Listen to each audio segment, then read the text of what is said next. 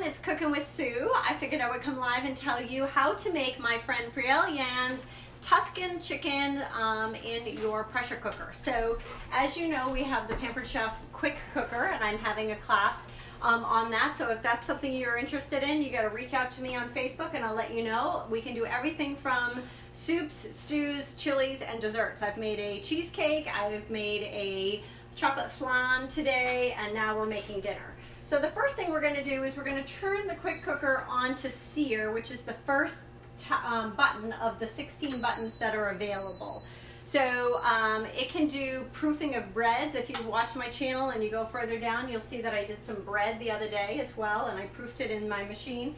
And I'm going to add just a little bit of oil. You can use olive or canola. I use grapeseed a lot because that actually has a higher burn temperature. So if you're cooking on high, you don't have to worry about that. Olive oil is really great on salads. You can saute with olive oil, but if you're cooking on high temperature, you probably want to use grapeseed. So the first thing I did was I chopped up a bunch of onions. I have about a cup of diced onions. I did a big vat of them because I'm going to be doing some power cooking on Sunday after my pressure cooker class. So I did a whole bunch, but you can do this in our manual food processor or our old-fashioned food chopper that you bang the top down on. Hey, if you guys are watching, make sure you comment below so I know you're here. Even if it's a playback, I'd love to see who watches my videos. 1 cup prep bowl has etched numbers on it so that the numbers don't wear off. They go from 1/4 cup to 1 cup all the way to the top. And they have cute little plastic lids that you can use with them, but we also have new ones that have silicone lids. Let's see if I can reach my silicone lid. I can. Oops. We have silicone lids that go on the 1 cup prep bowl. So hey guys, so if you have the 1 cup prep bowls and you just want the silicone lids, because sometimes they're just easier to put on and they have a venting hole to them, so when you're microwaving, those work really well. You can use that. So let me grab myself a big spoon. So I'm going to saute the onions in here, and we're going to add in the garlic and the chicken. So let me show you the garlic press. I thought I had it over here, but I took it out of the dishwasher and I put it home. So garlic press is fabulous. It has this cute little Barbie hairbrush, we call it. If you have lost your Barbie hairbrush, you can order that as a replacement part. You don't need to peel your garlic. You can just stick your garlic in the hopper, use 2 hands, aim and shoot.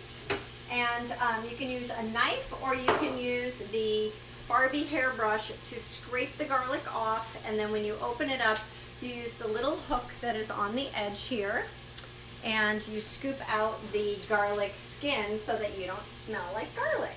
And then you put your next one in. So we're going to do 4 cloves of garlic in here. You can add more if you want, obviously, but this is a yummy Italian dish. I am also using our new professional cutlery. So if you don't own one nice knife or one nice pan, I recommend that those are the 2 things that you get first with Pampered Chef, because if you have a sharp knife, it's actually safer. People get cut on the dull knives because they're sawing or they're pushing and they're hacking, and it slides off the food and it's not crushing, or it's crushing the food and not slicing the food. So a sharp knife is actually a safe knife. And I'll show you a couple tips once I get the garlic in here about how to hold your knife and what you want to look for in a professional knife. For starters, you want it to have a lifetime warranty.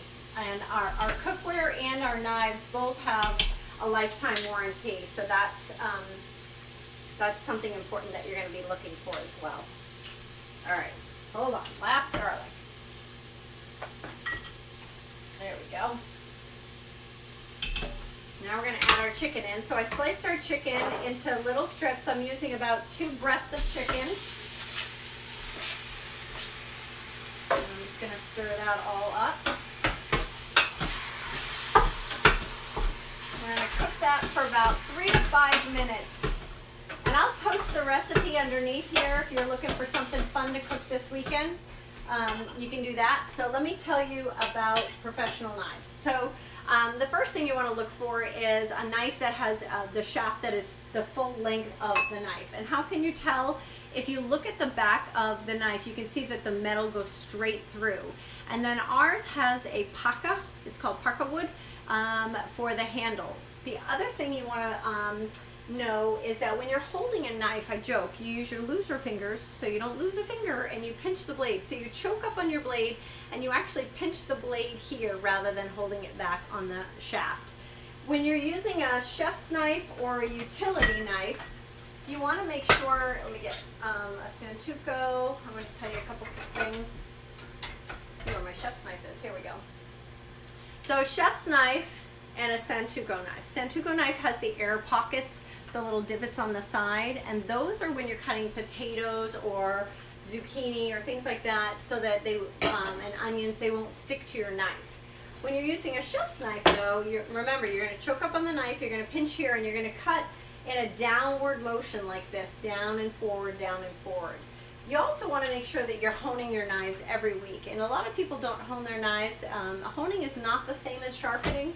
Honing brings your knife back into balance, and you should be doing this every week with your knives, about 3 or 4 times through the honing tool, and then it'll cut beautifully. So while that is cooking, I am going to grate some fresh Parmesan cheese, and I'm going to show you our microplane adjustable grater. So we have a coarse grater and a fine grater, and this is the fine one. I used it for ginger on my last recipe. Remember, you hold it like you're holding a bike handle and braking, and you squeeze because the handle here is spring-loaded. So we're going to put it into a teepee mold. We are going to go ahead and grate up our fresh parm. You definitely want to buy parm in a block.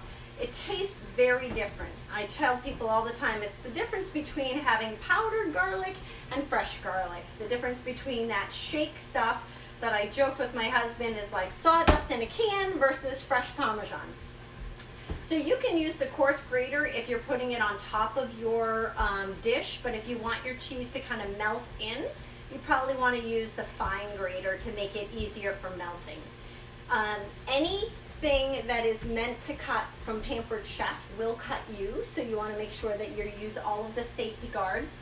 So when I get down to the end of this piece of cheese, I would slide on a safety case, and the safety case would allow me to do walnuts, chocolate chips, or the last little piece of cheese without getting my fingers near the blade. So I'm getting a nice brown on our chicken right now, so that is working. And then what we're going to do is, let me look at Feriale's instructions here. So I'm sauteing that for a little bit, and then as soon as I'm doing that, we're going to use 3/4 of a cup of white wine, and we use that in our Easy Read measuring cup. So Easy Read measuring cup, you actually look down this way from the top down to read it. Normally with liquids, you hold it eye level to make sure that, because liquids tend to like sag a little bit. So if you're using liquids in a regular measuring cup, you're supposed to hold it eye level, but with our Easy Read, no worries. So we're going to deglaze the pan with our wine. Then we're going to go ahead and add spaghetti in, and we're going to add 4 cups of chicken broth or stock. So I'm just going to add the whole jar. And then we're going to add a can of fire roasted diced tomatoes. And it's really important, if you guys can't get fresh, I mean, summertime we can get fresh tomatoes, which is great, but if you can't get fresh, you want to get these fire roasted ones. They are fabulous, and they taste as close to fresh as you can get. So now, spaghetti. If I had this in the box, I had bought a 3-pound box of spaghetti, but if this was a 1-pound box of spaghetti, I would tell you to take the whole box with the spaghetti in it, put it up against the counter, and then just push to break it in half, so that you wouldn't have to have little pieces flying everywhere. And I usually do that at my demonstrations, but I can't do that today because I bought the jumbo pack. Because, as I said before, I'm going to be doing some power cooking, and I've got a friend of mine who lives locally, and she has cancer, and so I am going to do a couple of different meals that she can take and freeze. So here we go. Deglaze the pan with our wine. We're going to stir it in.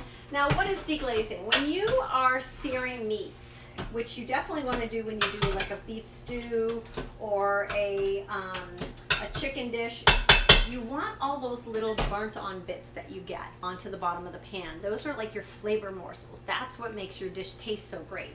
So you want to make sure that you are using that in your dish. You don't want it to be stuck to the bottom of the pan.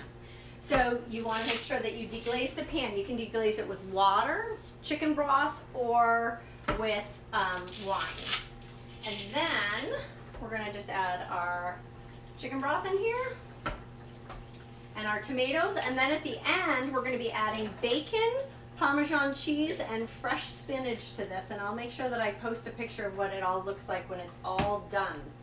So this is Tuscan chicken spaghetti with a twist, because there's going to be a little bit of heavy cream that's going to go in it at the very end to thicken it up, so it's kind of a Alfredo-y type sauce, and some fresh basil. So I will post the recipe online. I'd love to hear what you guys are cooking for dinner, and if you've watched this video, whether it's live or on the playback, comment below. Say hi, let me know what you had for dinner. Tell me if you want this recipe. Talk to you soon. Thanks for watching Sue's Cooking.